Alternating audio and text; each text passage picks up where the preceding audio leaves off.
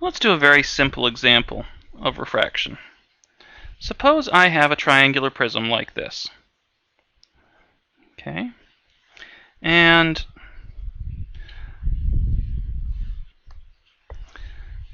we'll draw in the normal in blue. And we'll have some red light coming in right here.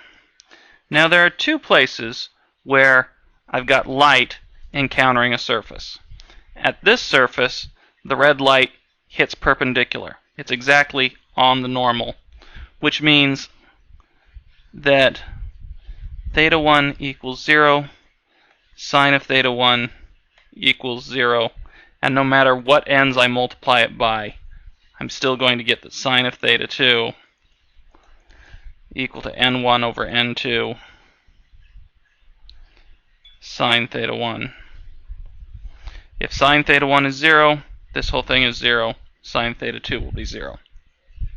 So when we hit perpendicular, when we hit along the normal, we always go straight in. But now, let's imagine that this angle is 60 degrees, and this angle is 30 degrees. Well, that means this one's 60, and this one is 30. So our angle of incidence is 30 degrees. We would now like to know by how much does it bend downward. In other words, what is this new angle?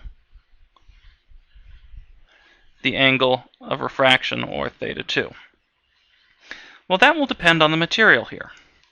Let's take it for both a typical piece of glass and then look at it again for a piece of diamond. Never mind diamond, it's not going to work for a 30-degree angle for reasons I'm going to show in a minute. But let's look at it for glass. For glass, n equals about 1.5. Okay, that's n2. No, that's n1 in this case. n1, n2. Then, sine theta 2 equals n1 over n2 sine theta 1. That's going to be 1.5 because n2, if it's just air, is essentially 1. So I have 1.5 times the sine of 30 degrees, which is 1/2, and I get 0.75.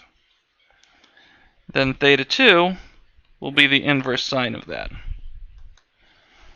So I have 0.75, and then I take the inverse sine.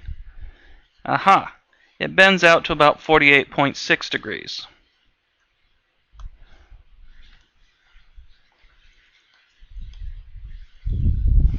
And then you might ask, does that mean it's 48.6 degrees below the horizontal? No.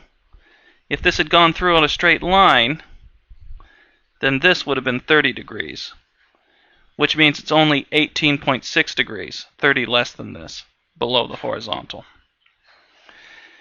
If I had done this with water, this would have been only 1.3, or 1.33, and in that case, sine theta 2 would have been 0.665, and theta 2 would have been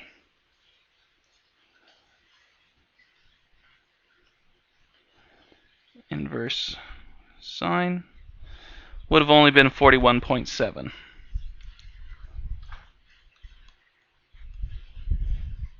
So you can tell what medium light is passing through by how much it bends the light. I said this wouldn't work for diamond. It turns out diamond's very high index of refraction would make this bend so much that the light wouldn't get out, which is something interesting we'll study in a moment. And diamond's very high index of refraction is one of the things that makes it so special. It's what makes it so sparkly and such a good object for jewelry.